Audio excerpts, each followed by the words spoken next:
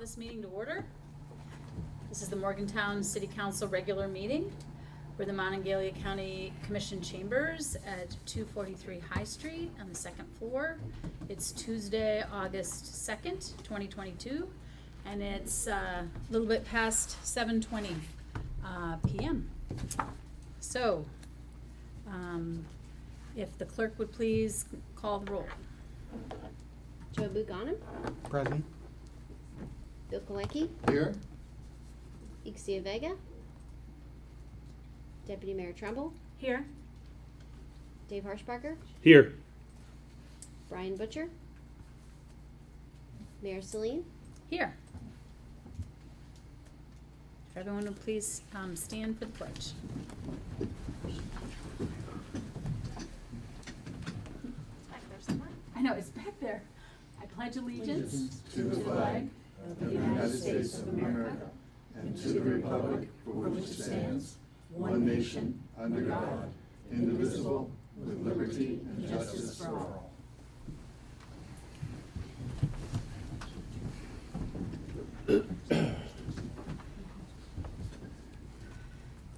So now we're to approval of the minutes.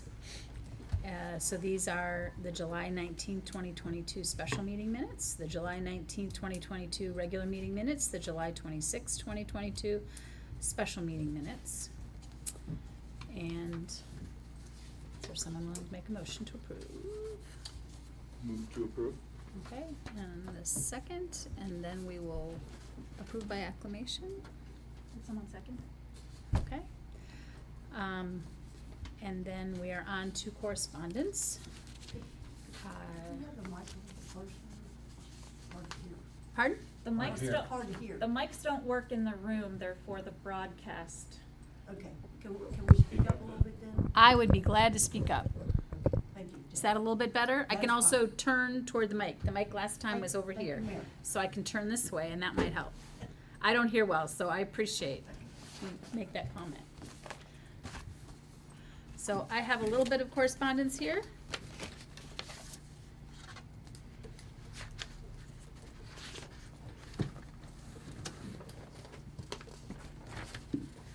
So we got a photograph from our delegate, Danielle Walker. And she says, City of Morgantown, I'm always proud to see the mayor and city council members in the People's House, because we were in Charleston for this picture.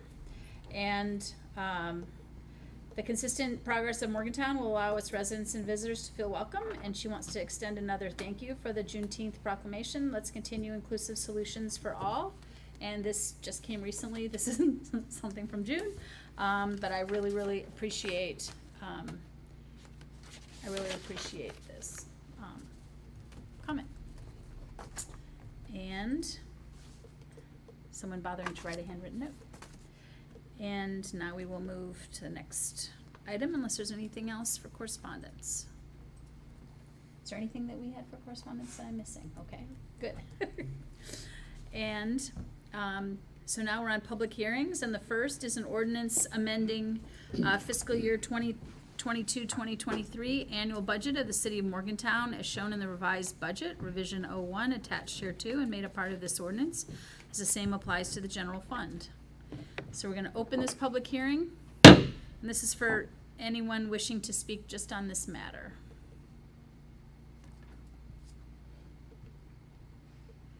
Then we're going to close that public hearing, and then there's a public hearing on an ordinance amending fiscal year 2022-2023 annual budget of the City of Morgantown as shown in the revised budget, attached revision 01, attached here to and made a part of the ordinance, as the same applies to the coal severance fund in particular.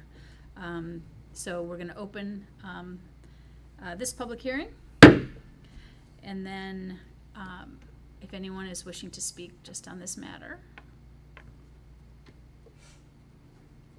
then we're going to close that public hearing, and then we're on unfinished business, boards and commissions, and we, as far as I know, do not have anyone to appoint at this time.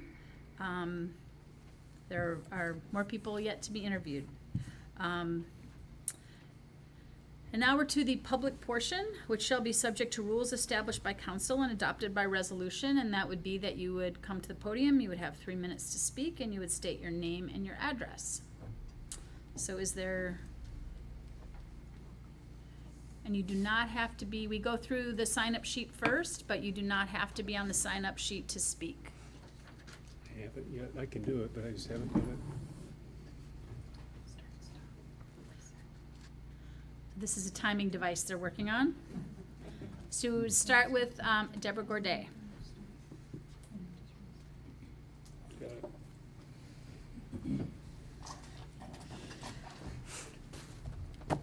Doesn't really matter. Good evening, council.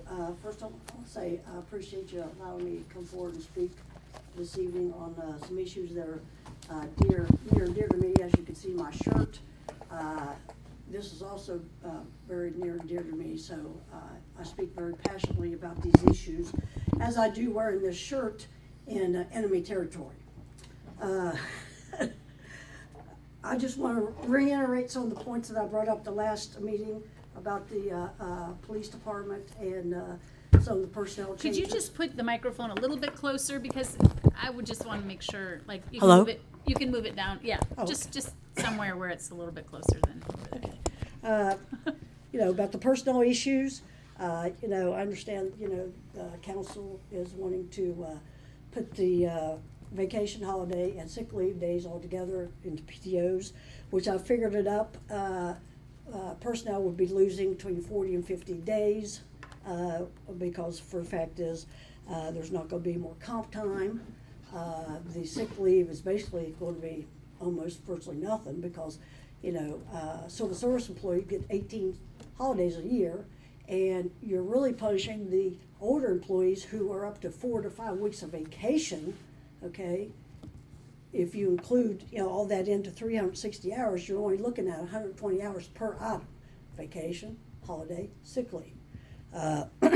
The other issue is the parades. I understand that we are going to have 2 parades, the county parade and the pride parade, and understand that there's a lot of discussion that went on in doing this, for the fact is that, you know, code enforcement refused to do the parades because that is not their expertise, and I believe the state was going to refuse parade permits because a lot of people don't understand that 2 routes of High and Spruce are state routes unless police officers are going to work them. So they have worked out an agreement with that.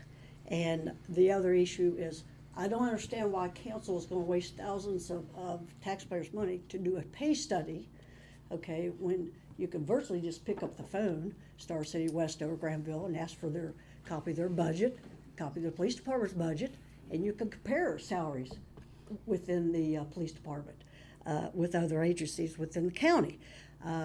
I'm guessing it is a delay tactic by council to delay pay for the officers. The other issue is, I believe there was a meeting that took place in First Ward some few days ago, or maybe a couple weeks ago, and there was an officer present at this meeting, and the officer was asked by the citizens, point blank, what about the manpower shortage at MPD? Well, he spoke truthfully, okay, and that officer was advised, okay, by, I believe, the chief, that he was not to go to any more meetings, and that he should stop talking about these issues that are taking place with personnel. Now, I guess my question is, who was the person that informed the chief, and who was the person that informed that person, okay? And I would try to caution council as to, you know, infringing on the freedom of speech. Police officers are just like any other citizen. They have the right for freedom of speech. And he was speaking the truth, okay, about the severe manpower shortage in the Morgantown Police Department. That's all he was doing, okay? And he should not be criticized and told not to talk about these issues. That is his right as a citizen. Just a couple other things I want to How about 2 sentences? okay. Counselor Joe is not here tonight, but I did have a question for him because he was supposed to get back with Todd about where that information come from, that the officer was told, you know, about not to attend any more meetings and not to talk about these personnel issues. And he's not done that, so that's my question to Todd. Sorry, I don't have time to revisit the Civilian Review Board. Thank you. Next time. Thank you. Michael Cardy?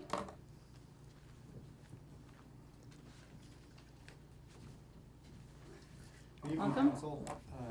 I am here this evening as chairman of the Monteverde Arts Center. As you all know, we were shut down for a period of time due to lack of funding, a boiler that went out, and now recent roof renovations we just finished. We're getting programming underway as we search for a part-time programming coordinator. Right now, the board is arranging upcoming programming. I just want to tell you all a little bit about it. Right now, we're planning the Monarchs at Mon Arts event, tentatively for October 8th of this year, to provide fun art events for the community, and also to bring awareness to the importance of the monarch butterfly, which is the state's butterfly and was recently added to the endangered list. So we'll keep you updated on that event, provide you all with more information on that event. We also encourage you, the city of Morgantown, to become the first city in the state of West Virginia designated as a Monarch City USA city, to show support for the monarch butterfly and the preservation of the monarch butterfly. I believe that requires a $50 registration fee, put up a couple signs, and that's about it. A mayoral proclamation. So thank you all for your time this evening, and we will endeavor to come back often to keep you all updated for our upcoming programming events. Thank you. Appreciate it, thank you. Marlene Negus?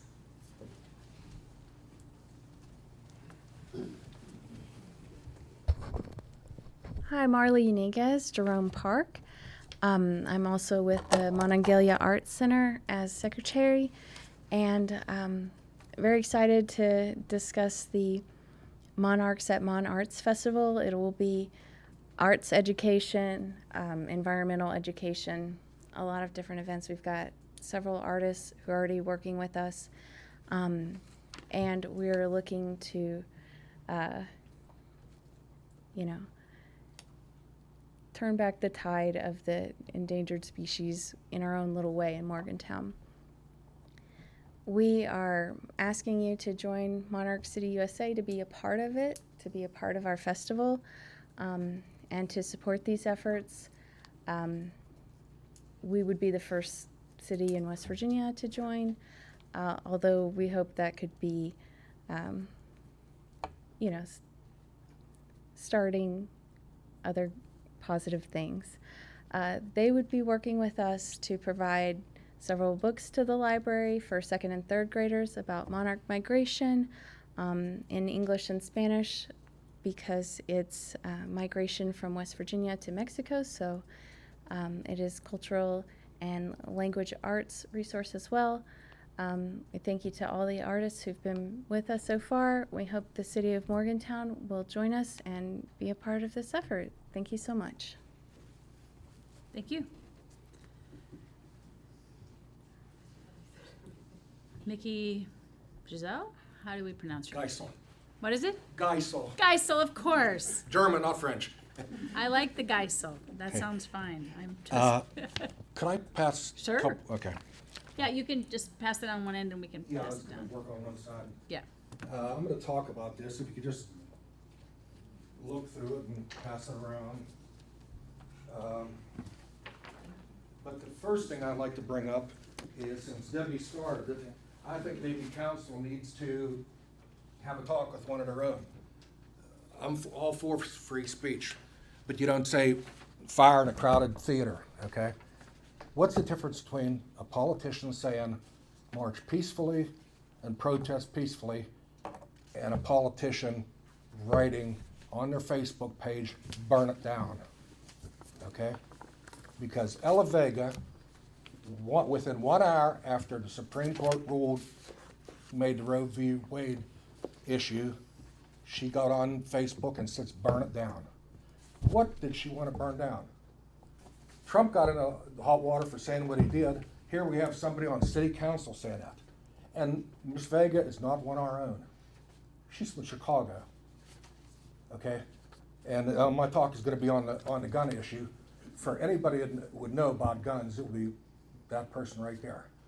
And I'm thinking, why would she be so mad about the abortion issue? Okay, well, come to do some research. Guess who she works for? Planned Parenthood. Okay, so this is some of the phony baloney that goes on in government. I'm 65 years old. For the last 30 years, I've been watching politics, and I've never seen the country as the shape it's in now. Last Sunday, I went to a meeting of Protect Morgantown, and it's over the gun issue. And I spoke with Brian Butcher, and we had some opposing words, and he said, well, go onto our Facebook page, and I did. And I went on there, and I looked again, and rewound, and this and that. And this whole thing isn't about Big Daddy guns coming here. If you go on Protect Morgantown, it's about Trump and Republicans and conservatives. Because what they posted on Protect Morgantown was Trump stuff and all this. I printed some stuff out. If everything is finally broken down, is this not a chance to rebuild something better? Where did we hear that before? Oh, Joe Biden. Tear it down and rebuild it. About the pamphlets I passed out there, when I was talking to Brian Butcher and the other ones Sunday, they were saying Big Daddy's selling weapons of war. Well, what I just passed out to you there, they're AK-47s, AR-15s, and I don't know a lot about guns, but that didn't come off of Big Daddy's website. That came off of Depth in Defense, another Morgantown business that I have no problem with. But it seems to me like Protect Morgantown, and especially Miss Jody, has a big problem.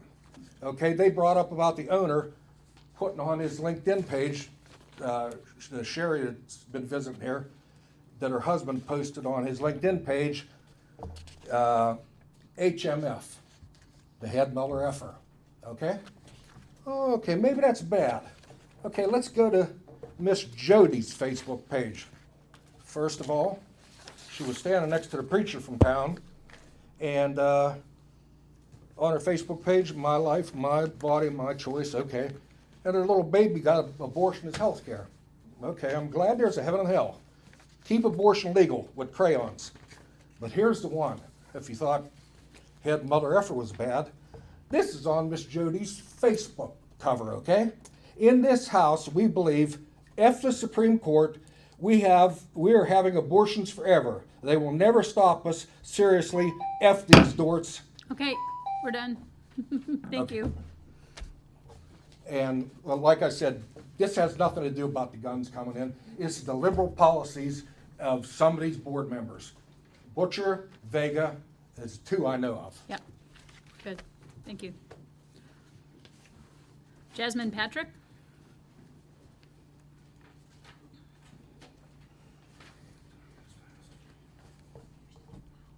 Hello.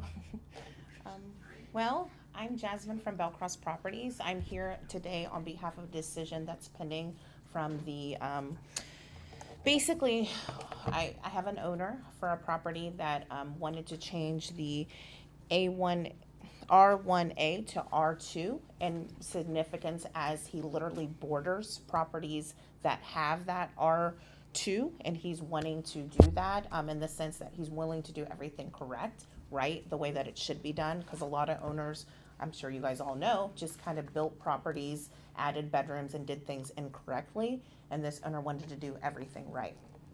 My thoughts on this process is that by saying no to this decision, which was made on behalf of the planning commission or councils, isn't correct.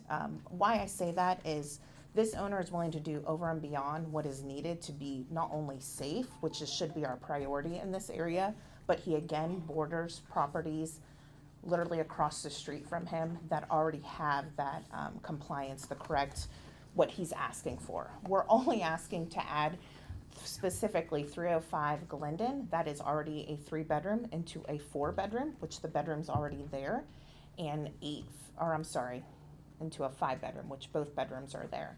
And then 815 Price, which is a 3-bedroom now, but we want to add the 4th bedroom's already there. We're not asking to build more. We're just asking for this owner to allow tenants that he should rightfully so be in these properties at that a level. Again, referencing 815 Price, which right across the street, we manage 802 Price, and it is allowed to have 4 tenants in that unit.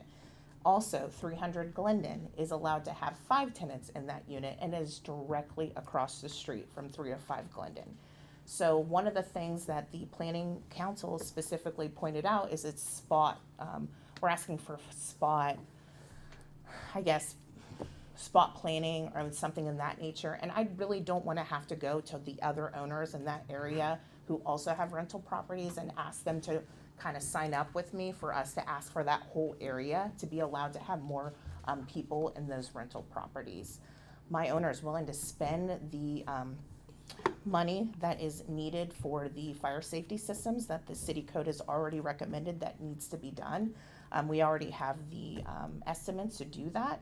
And not only that, I've had the city planning or development service director, Ricky, say that he agrees that it's a good idea. I also had city code enforcement, Scott Wiley, who goes around with us to all the city code enforcements and make sure our properties are safe, agree that this is something that should be done because they're surrounding properties that are already there. And I feel like owners that are coming into this area that, yes, they're investment property owners, but it's like W's allowed to do whatever they want. But when we have an owner that's here paying taxes, doing everything that is asked for by them, they get slapped in the wrist a lot of times. And I don't think that's fair to our owners. I'm with Bellcross, we manage over 900 rentals, and we every week meet with city code enforcement, making sure our properties are safe. And back at the end of the day, I think safety should be what's most important. And at the last meeting with the planning council, the biggest thing was the neighbors saying that it's not fair to add in these, allowing more people to be in the properties. And I understand what they're saying, but we do everything right. So I don't understand how you can say no without allowing my owners to make these properties as safe as they can be. We make sure everything looks good on the outside, and we abide by city council and enforcement rules. So Thank you. thank you. I appreciate your time. Is there anyone else wishing to speak?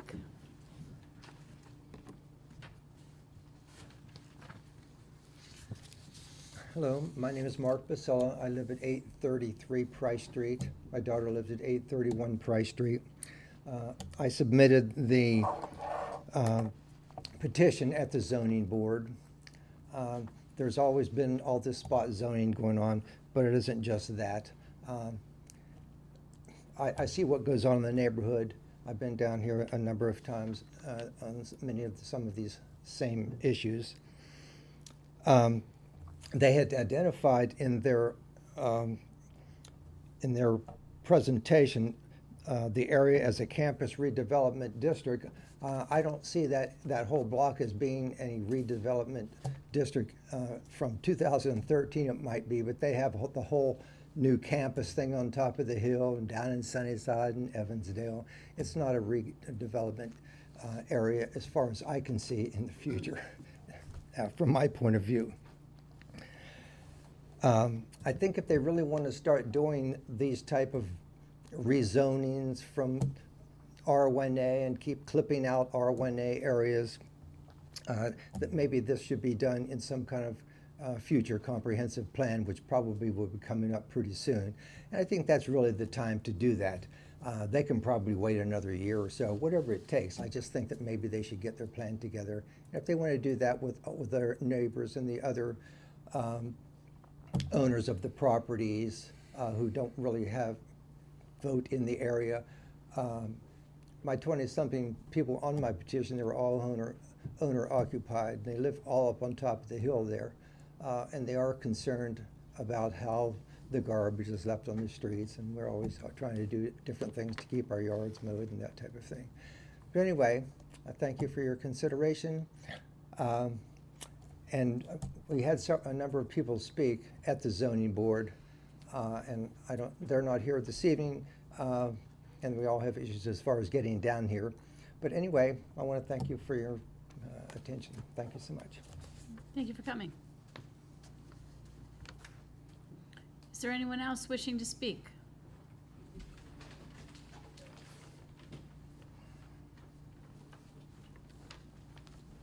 Hello, Don Elfenbein, 351 Cornell Avenue. Just two quick points. It seems to my wife and myself and several of our neighbors that this petition represents an attempt to circumvent the zoning ordinance by applying for the very sort of thing that the ordinance was designed to prevent. And we also feel that it would be wonderful if this type of petition, which is an attempt to bring about the very thing that the ordinance was designed to prevent, introducing of more and more high-density units in this single-family zone that we live in, which has already been allowed to deteriorate, that sort of petition, we think it would be wonderful if it were rejected at the staff level, at the planning commission, because it violates the ordinance. It flies in the face of the purpose of the ordinance. I guess many of us don't understand why the petition was approved by staff, and then we had to go to a hearing and argue against something that seems to me to be obviously, not permitted by the ordinance.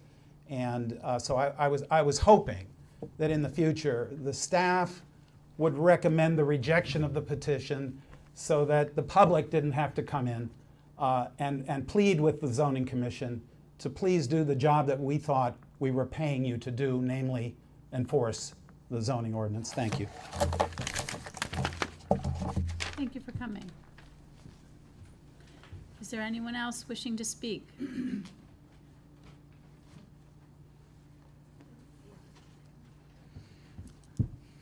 All right.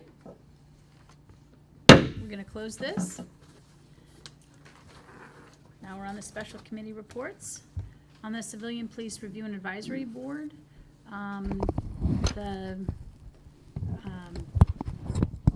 this committee is no longer needed because it has played out its role, and we're within a few meetings of announcing who will populate that board, and there's no other need, so it will not be on the agendas anymore. Unless there's someone here wanting to object to that. And then the Special Committee of Unsheltered Homelessness, there will be a meeting in September, and that date has not been set, but it will be set by our next meeting. And we don't have any items. Oh, is there anyone wishing to speak? I know that the meeting that you attended today, would you like to speak about that later on in your committee report, or would you like to speak about that here? It's that topic. Whatever you would prefer, Mayor. Probably more appropriate when she reports. Why don't we do it that? Because it's not under this committee in particular. Will do. All right. Just so we make sure we attend to that. We don't have any items on the consent agenda, and now we're under new business, consideration of We do approval. have consent agenda. Oh, I'm on a different, sorry.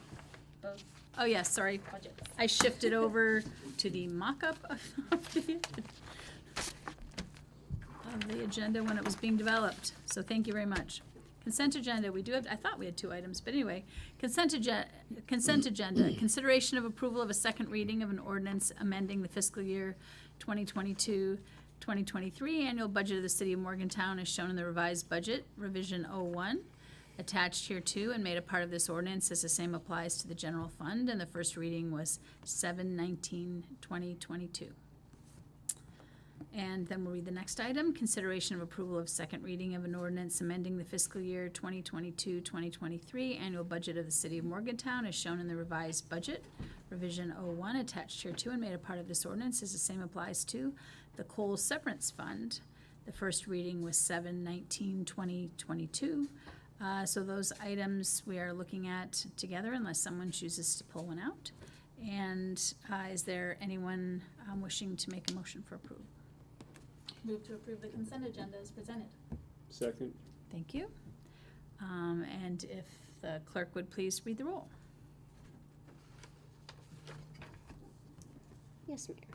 Joe Abugano, Yes. Bill Koecki, Yes. Deputy Mayor Trumbull, Yes. Dave Harshbarger, Yes. Mayor Celine. Yes. So that passes, obviously, and we're on to new business. Consideration of approval of a resolution authorizing and accepting a grant from the Federal Aviation Administration, the FAA, for the runway extension at the Morgantown Municipal Airport. This is a good bit of good news. Thank you. I'd love to give an update on that. The approval of this resolution by council will authorize the city manager to accept grant funds from the Federal Aviation Administration for the continued construction of the runway at the Morgantown Municipal Airport in the amount of $350,142, more or less. It also obligates the city to provide a match in that grant in the amount of $18,429. It also calls for the approval that authorization to the city manager to be able to accept from the state of West Virginia an amount of $9,214.70 more or less, and this would help contribute towards the match of that grant. So it is staff's recommendation that this be approved tonight. Thank you very much. Is there a motion for this one? Move to accept? Thank you. Is there a second? Second. And then, does anyone have any questions of the manager? This is good news. We like to hear good news. Keep it coming, yes. I am curious, though, the amount of money just seemed to be odd rather than just some nice rounded sum. Is there a reason for that? Yeah, the operative words there are more or less. So it could be even, or it could be even more than that. I don't know why they make it that way, but that's the nature of the grant. Thank you. Sorry about that. No, it's quite. Somebody coming to offer you money, you're quite grateful to get it. We are quite grateful to get it. Is there anyone else with a question?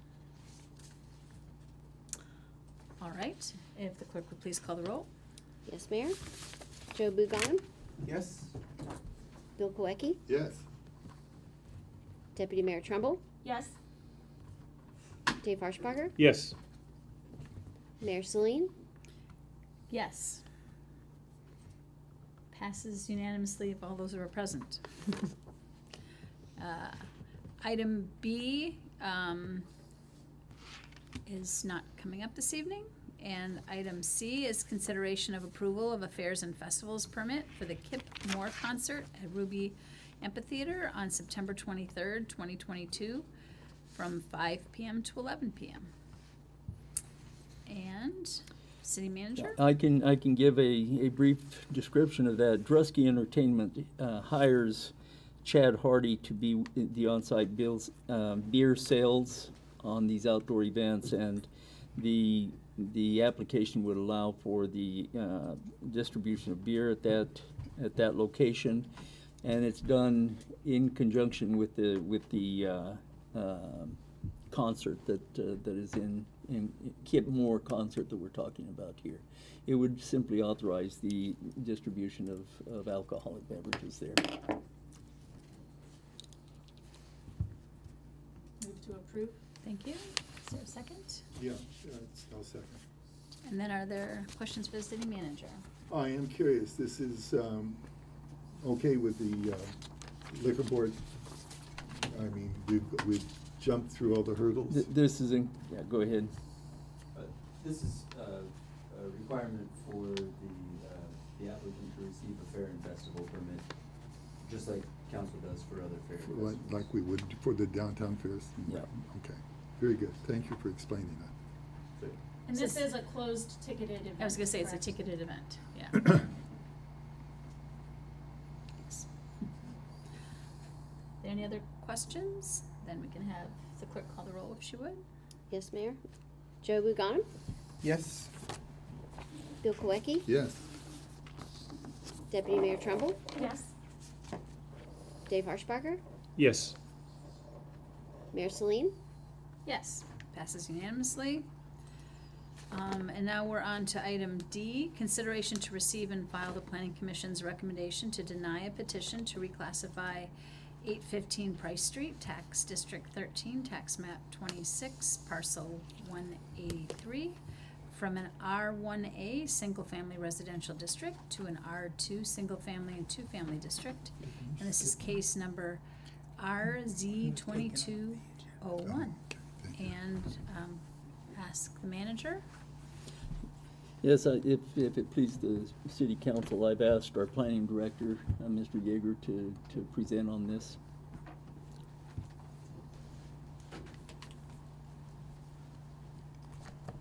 Good evening, Mayor. Good evening, Council. One, to address letters D and E.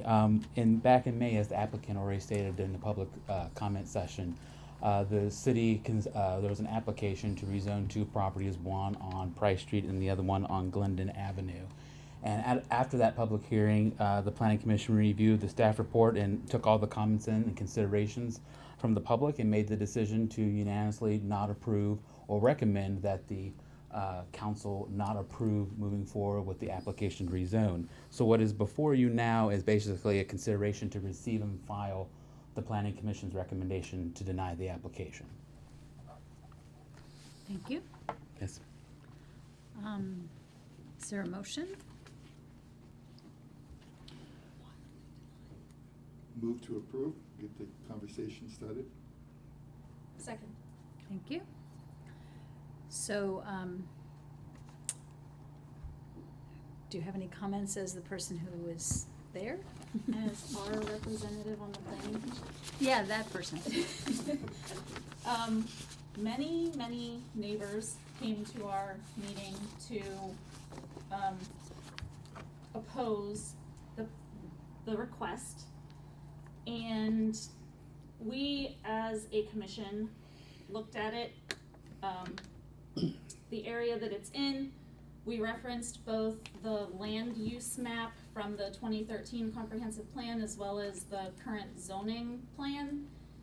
And ultimately decided that the zoning trumped the land use, as was stated earlier by a member of the public.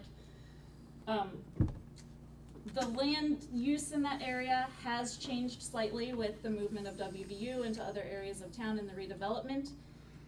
We did not indicate that we were entirely against possibly rezoning that area, but we wanted to see it done block by block, not parcel by parcel. We're not in favor of, Swiss cheesing our zoning by any means. So we agreed as a commission that we would wait until the end of this comprehensive plan and see where we ended up in that area then, and potentially consider a petition to rezone that entire section of land instead of certain parcels. Anybody else have questions of the planner or our deputy mayor or our manager or comments? If I might, Yes. just to continue on, then are you suggesting that we are, in fact, considering this in a broader, for future reference in the comprehensive plan, that this may be something that we would address? Is that part of our thinking in terms of the comprehensive plan. I'm all for the idea of planning, the idea of planning ahead rather than as just simply working ourselves into a corner and trying to work our way out later as things change. I would say usually we just look at what we have in front of us. We might make a comment about what we're looking for in the future, but. No, I understand that, but that affects the way I would look at this particular vote. So let's hear from our planner. Thank you. Good luck with that. So the decision made by staff and the recommendation put forward was based on the land management plan in the 2013 document. And it's just that. It's a land management tool. It doesn't guide, it doesn't dictate. It's a land management tool for staff to evaluate proposals as they come into our office. To your point, yes, every 10 years we're required to look at the entire land management plan for the city, and we are in the process of reevaluating that now. Can I say that we're specifically looking at that area? I mean, we're looking at everything and looking and seeing what was recommended 10 years ago in terms of revitalization and infill development. Is that still appropriate? Or have things changed on the ground? Has the economy changed where maybe what was recommended 10 years ago maybe may not be as advantageous, and therefore portions of the land development plan may change. But I can't say one way or another that we are specifically looking at that area, but that was definitely a conversation we had at the Planning Commission. If I might, this particular block, I guess, is right on the cusp, right on the edge of an encouraged development area in the 2013 land management plan. Encouraged for density. Yes, with the assumption that WVU was expanding into that area. And I'm sure there was good representation of the neighborhood at that particular meeting. My whole point in this is that, initially we're hearing that we went ahead and we granted this, whereas perhaps it should not have been granted because it didn't really follow the will of the people of the neighborhood or the community. My feeling here is that, how to express this? Give the city, the neighborhood, some confidence in that when we are looking at these things, we are looking at the situation as it exists in terms of improving the neighborhood. We're frequently getting requests for additional housing or workforce housing or housing that's less expensive or accessible. And as we try to meet these demands, we need to consider how we would go about it. And unfortunately, and even from my own point of view, change is not always easy. So we need to make sure that people understand that when change is made or when these activities are brought to us, the change is made in an appropriate manner, that we are considering trying to do the best that we can do for the community. I agree that we shouldn't necessarily spot zone, and I would prefer that we have a broader plan that deals with these things and that we involve the neighborhood in making these decisions. But also, too, we need to make those in light of the current data and the information that we have available to us, and we are doing our best to do that. So as we stumble along, be patient with us, and we'll try to make these things work. Having said that, I'll shut up. Is there anyone else? I would, echo the latter part of Councilor Kawecki's sentiment. I think as part of a broader picture that it makes sense to look at that area as part of a comprehensive plan and how that might fit in, and not necessarily spot zone or look at just a few situations until that's comprehensively looked at.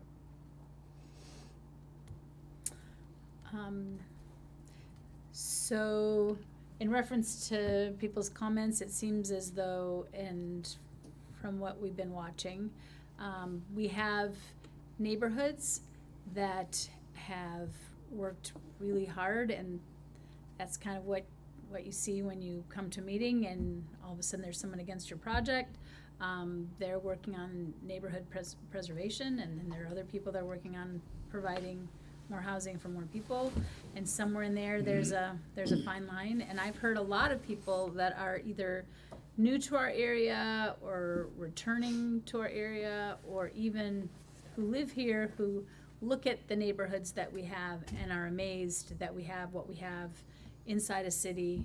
And so I just really appreciate trying to figure out as Planning Commission how we're gonna draw whatever lines need to be drawn, and how we're gonna make sure that we're striking that balance between providing houses for the people who need housing and making sure that we preserve some of the neighborhoods that we have, so that we can have a bit of both, because I think that's what makes a city really fabulous, is having some great neighborhoods and having enough housing for all. So, so good luck, Planning Commission, with that. And at this point, this is the recommendation of the Planning Commission, and so we are voting either to receive and file this, or to, I imagine, deny it as a council. So when we are approving this item, we are denying a petition if we choose to approve it.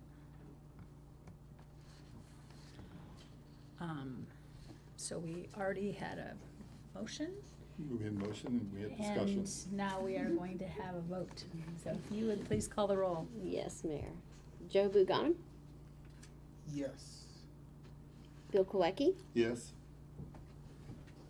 Deputy Mayor Trumbull, Yes? Dave Harshbarger, Yes. Mayor Celine. Yes. So it's approved unanimously to deny. And now we're on item E, consideration to receive and file the Planning Commission's recommendation to deny a petition to reclassify 305 Glendon Avenue. That is Tax District 13, Tax Map 26, Parcel 186, from an R1A Single Family Residential District to an R2 Single Family and 2 Family District, and it's case number RZ2202. And the manager may want to have the planner come back again. That would be great if it please council. Ricky's gonna make the walk down. Pardon me, the planner. Good evening again. Thank you. Again, same consideration. The application came to our office, and in terms of when we review applications by staff, staff doesn't have the ability to turn down an application or grant or disapprove. It just simply Right. reviews, make a recommendation to the Planning Commission. The Planning Commission also ultimately makes a recommendation to the council. So again, after reviewing everything and the public input, the consideration before you is to receive and file the Planning Commission's recommendation. Thank you. Is there a motion? Move to approve. Thank you. Is there a second? Second. All right. So now we can have discussion. Is there any discussion on this particular parcel? I would like to echo Councilor Koecki's observation about not having a parcel by parcel, but a block, especially since we're looking at basically two parcels on one block, so really that would be something to look at in the near future. Considering that it is a very close adjacent property to the other rezoning district.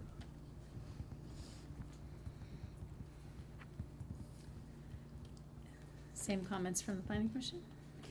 The Planning Commission generally looked at this as one request. It's the Is that right? same, the same owner, the same block. We had the same comments for both. Okay. If there aren't any other comments, then we would have clerk call the roll. Yes, Mayor. Joe Buganim, Yes. Bill Koecki, Yes. Deputy Mayor Trumbull, Yes? Dave Harshbarger, Yes. Mayor Celine. Yes, passes unanimously. And now we're on to the city manager's report. Thank you, Mayor. Just a few quick items to bring council up to date on. One is that if you've been down to City Hall, you will have noticed there was a major exodus from that building. It is now vacant of city personnel, but there continues to be boxes and boxes and of materials and other items being removed so that the renovations can occur. The drawings for the City Hall renovations are at about 98-99% completion, so that project is moving on quickly. Also, I know there has been some interest with regard to the kayak building down along the river. That building is at 95 to 99% complete. We're still waiting for the pull-down doors, the garage doors, to arrive. The Pleasant Street Streetscape program, the bids will be open on August 9th. So be aware of that. That's some of you have been waiting for that for a long time. Yes.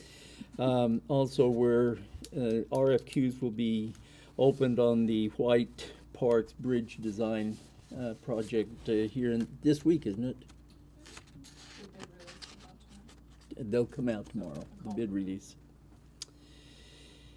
For your information, the agreement, the traffic control standards that the DOH has requested of the city in order to sign a general release in terms of the closure of High Street has been submitted to the state. It's being reviewed by several of the departments down in Charleston, and we're expecting an answer back here shortly on that.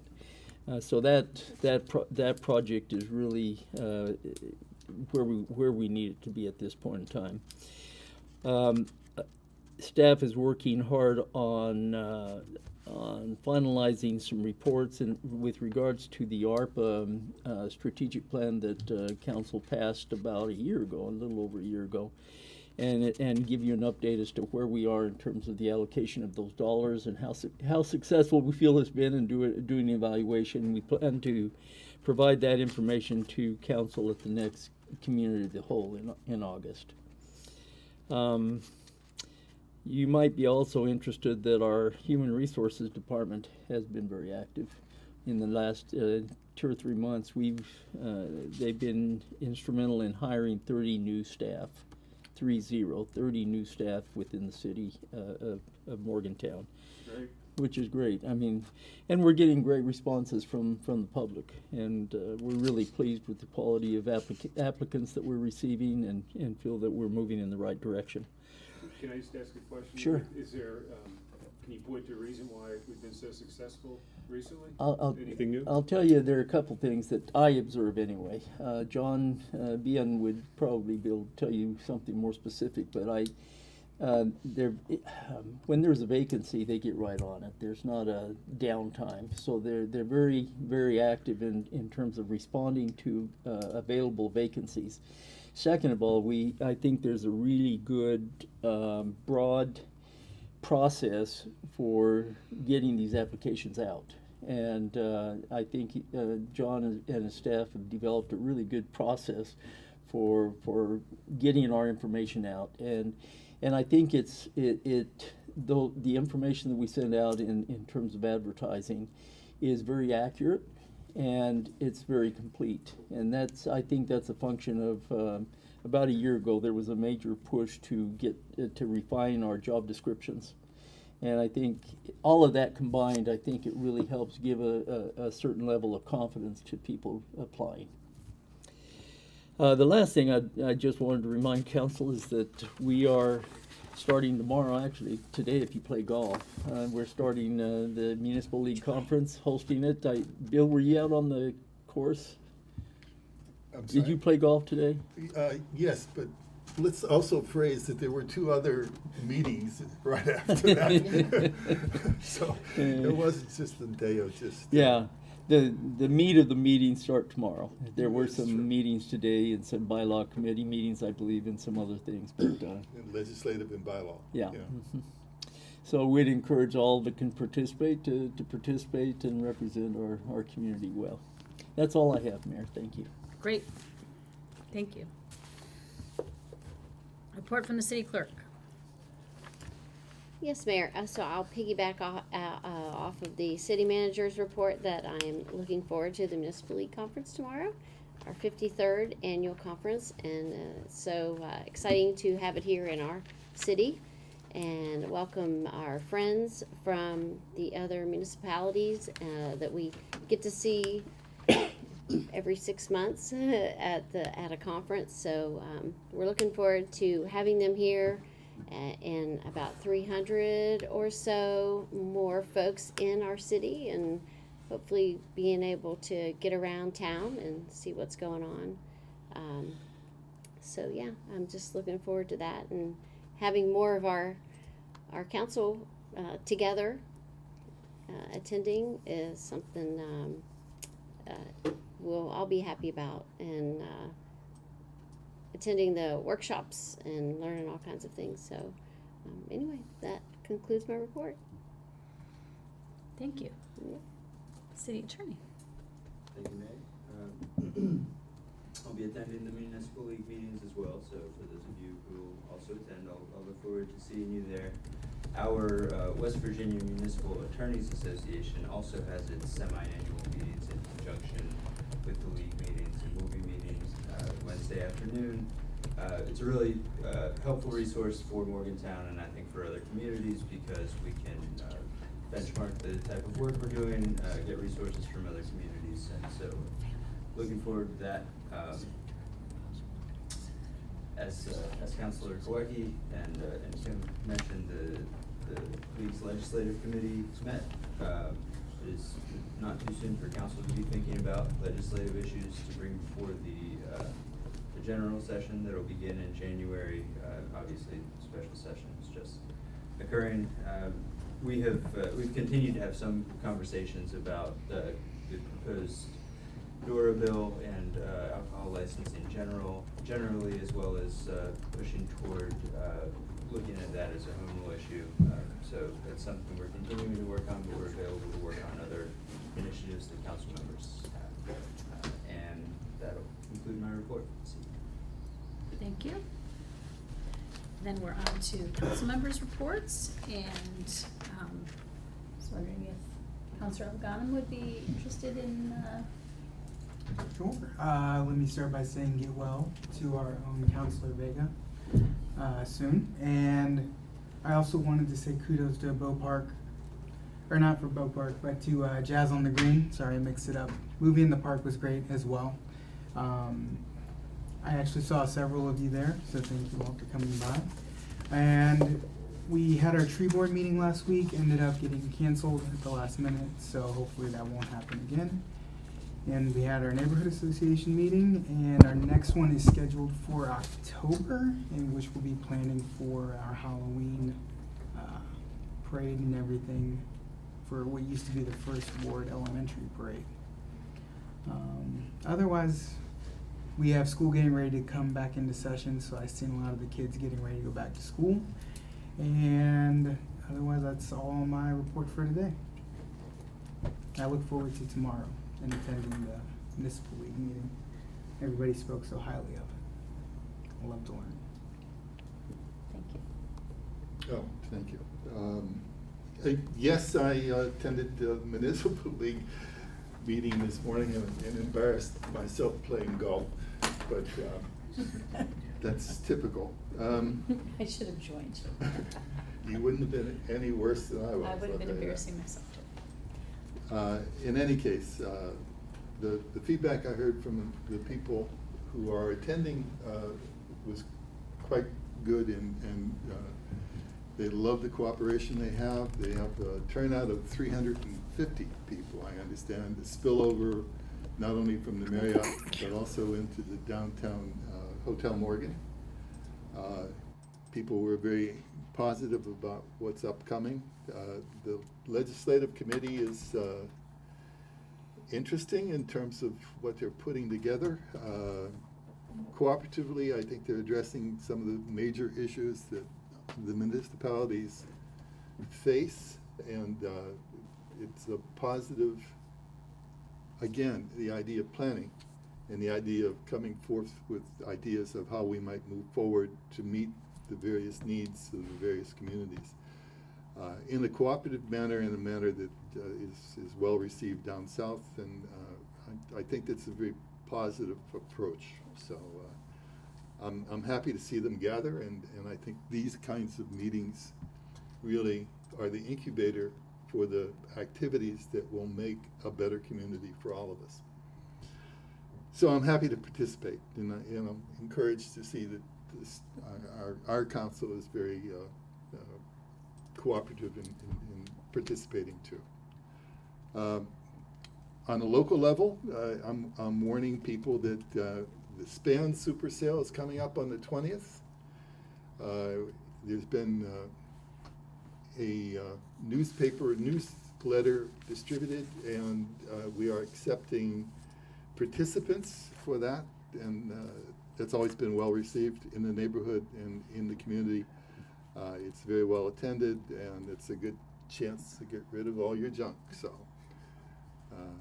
by all means, look forward to that. If you need to know more about it, you can find that on the Facebook site under the South Park Association of Neighbors. And if, I think that will also be shared on other social media. I know that the newsletter went out with the application, so it's available, and if you can't find it there, just let me know about it, and I'll make sure you hear whatever you need to hear. And that ends my report. Great. Deputy Mayor. Hi. I had the pleasure of attending the Jerome Park Neighborhood Association meeting last night. Like the Woodburn Association, they are now meeting quarterly, so not happening super often, but they continue to have some traffic and code enforcement concerns. So I indicated to them that I would bring those to the city manager and the correct departments, so look forward to that. Speaking of the city manager, it is now August, and I'm hotly anticipating the sidewalk plan that was supposed to come in July. Looking ahead, on Saturday, August 6th, we're having both the Young Eagles Day at the Morgantown Municipal Airport. I have registered my son for that. He's very excited. I am not into small planes, but apparently he's fine with it, so I'll just make my husband take him and he can have the panic attack for me. There's also the Pantry Plus More Back to School Bash that day out at the Mon Community Center at Milan Park. Both the Young Eagles Day and the Back to School Bash, I believe registration is still open, so just check their social media for the links. I won't read links to anyone. And Bow Park is having a concert at Krebs Park on Tuesday the 9th featuring 5th Ward's own Chris Haddix. So I hope everyone will go out and show some support to him for that. I am also registered to attend the Municipal League. I'll be speaking. I'm less prepared than I ever was, but hopefully it'll really come together tomorrow. I'd like to thank Andrew Stacy, the city's communication director. He has been helping me organize some thoughts and get a slideshow put together, and making sure it looks very professional, as I have very high standards, clearly for myself. I did not play golf today, Bill, but I was down there for a bit and spoke with Municipal League President Mayor Tatum from Barbersville and directed him into downtown to a few lunch places, so hopefully he enjoyed that. I'll find out tomorrow, I guess. And the mayor would like me to speak briefly about the Coalition to End Homelessness event that I attended today. We had a 3 or 4 hour not necessarily conference, but kind of task force meeting, I guess, for their Built for Zero initiative, which is a nationwide initiative. I believe she said there were about 105 communities participating across the country. And this is trying to get a community's functional chronic homelessness to zero, which they include if you have less than 3 chronically homeless people in your community at any given time, they say that you're at a functional 0. So that is the goal. They're using very data-driven and quantitative initiatives to report and to determine when that happens. They have a 3-year goal to get there. Hopefully that's longer than we might need, but we're trying to remain realistic while also being optimistic. There were many people in attendance, coalition employees from all over the state, but also a lot of local people. Monongalia County is going to be the West Virginia Coalition to End Homelessness first group or first area for this initiative. So myself attended, Commissioner Bloom was in attendance, Chief Powell from the Morgantown Police Department, some local faith leaders, a few other social services, and like WVU Medicine were represented. As I said, we met for 3.5 hours. We had a good meeting. We didn't quite get through everything. Those who were there today are going to get together again in a few weeks. And then at that point, we will, they intend to start opening it up and expanding the groups who are invited to participate. So being a member of that group, I may or may not continue on the city's homelessness group. I would think that this is kind of being intended to take the place of that. I mentioned to them that this seemed a lot like what we had done, that we had kind of put on a temporary hiatus, and they agreed. So depending on how the next meeting of our group goes and the meeting of this group goes, I think for my mental health and my schedule, I will probably pick one. But it's definitely new for this area, and it seems to be working in other communities, so we're gonna give it a try. Great.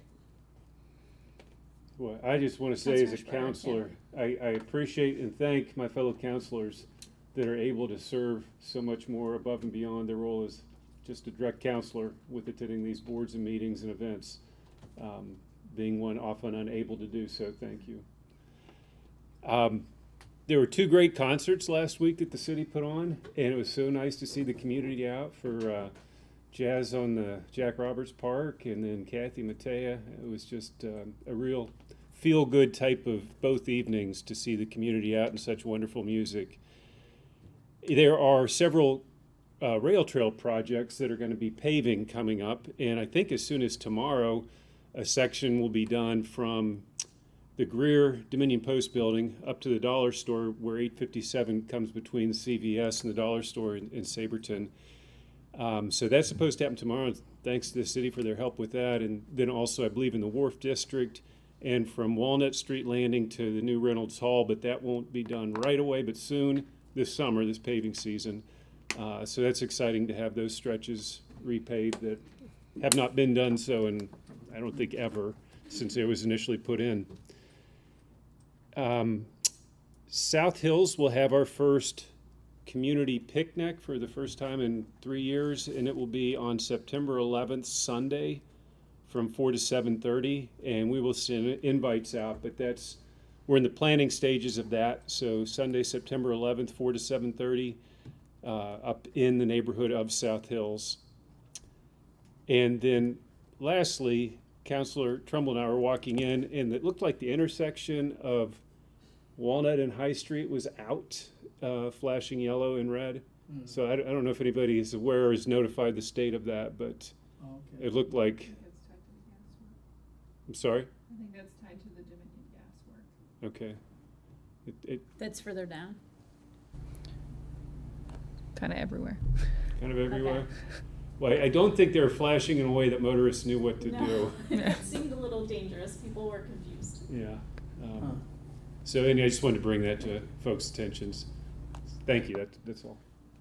Yeah, it was confusing, and I don't know the purpose, so it'd be good to check into that. We both just darted across Walnut Street.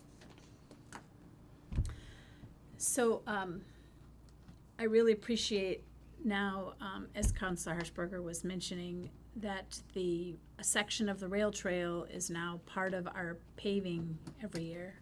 And I appreciate Councilor Harshberger is helping, though he says that other people are doing things, he's doing things, and part of that was spearheading that, being included in the paving plan and following through with that. So I think that's a good use of our public dollars, because pretty much everybody I've ever spoken to here says that the rail trail is one of the best things that they've seen happen around here, around Morgantown and the Morgantown area. So kudos to the city for working on paving and having a sustainable plan into the future for getting that done.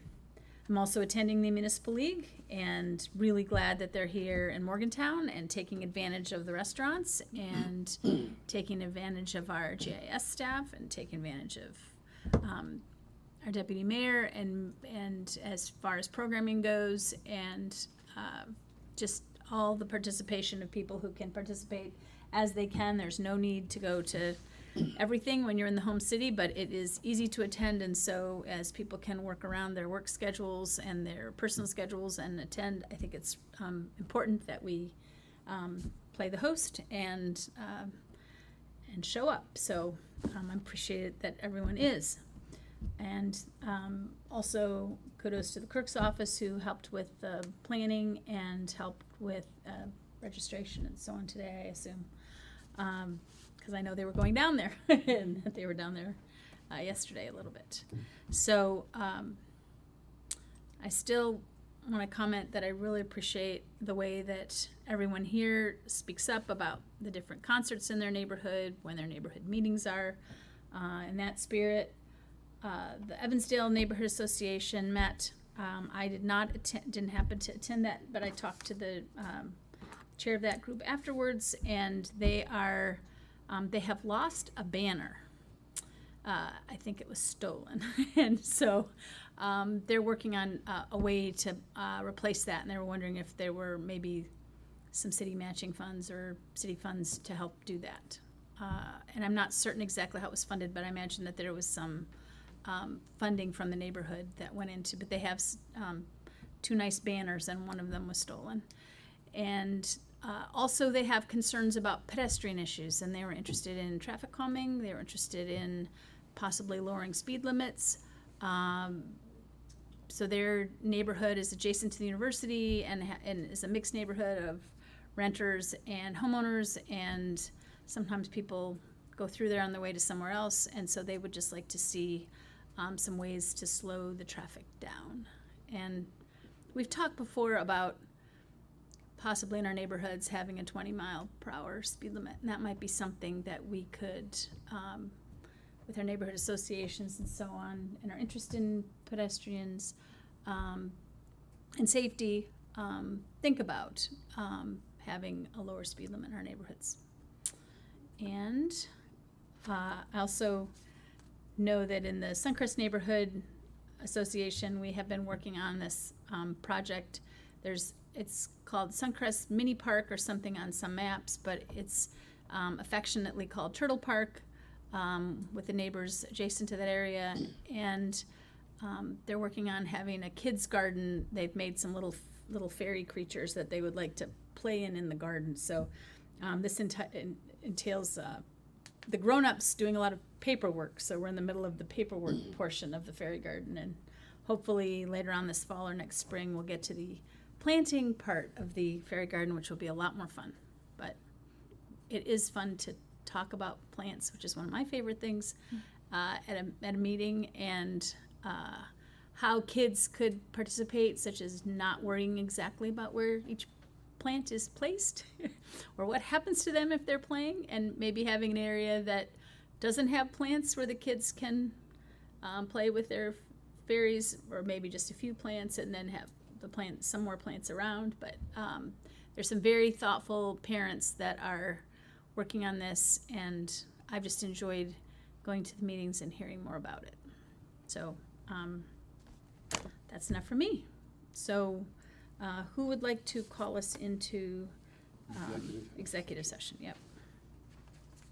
I move that pursuant to West Virginia State Code section 6-9A4B9, we move into executive session to discuss matters protected by the attorney-client privilege or potential litigation. Is there a Second. second? Second. Thank you. All in favor? Aye. Yep. All right. We'll be going to an executive session.